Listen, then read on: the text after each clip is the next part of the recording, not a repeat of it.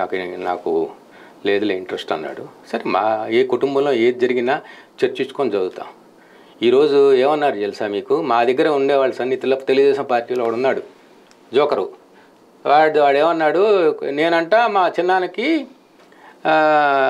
Assembly ఎమ్మెల్సీకి అడ్డం పడ్డానంట. నేను ఎప్పుడు ఎమ్మెల్సీ కావాలని కోరుకోలేదు. 2014లో ఎమ్మెల్యే అడిగాను, నా స్థాయి ఎమ్మెల్యే. 2019లో ఎమ్మెల్యే ఇస్తే నేను చేస్తాను, లేకపోతే లేదు అన్నారు.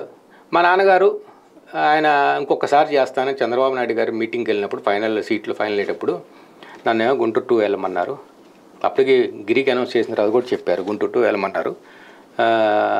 నాన్నగారికి ఇవ్వనన్నారు. ఆయన ఏమో పాపం నా ఒక్కసారికి 7వ అని 7th టైం ఎలక్షన్ కంటెస్టింగ్ ఒక్కసారికి ఇవ్వనంటే నేను అన్నాను, నాకేం తొందర లేదండి, వారికి ఇచ్చేయండి, let his dream be fulfilled అని.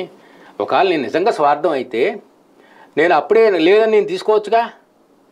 ఇది ఈరోజు విషయం జరుగుతున్నాడు. కేసీఆర్ నాని చెప్పి 100% కరెక్ట్. మా కుటుంబంలో తగాదాలు తీసుకురావాలని, మా చిన్నానికి మాకు ఏదో ఉంది అనే విషయం చెల్లానంట. నేను అడ్డం పడ్డానంట. నేను ఎవరినంటే అడ్డం పట్టడానికి? నేను అడిగానా? ఆడ పెద్ద జోకరు. ఏం చెప్పాలి చెప్పండి? వాళ్ళు తెలిసిన వాళ్ళే.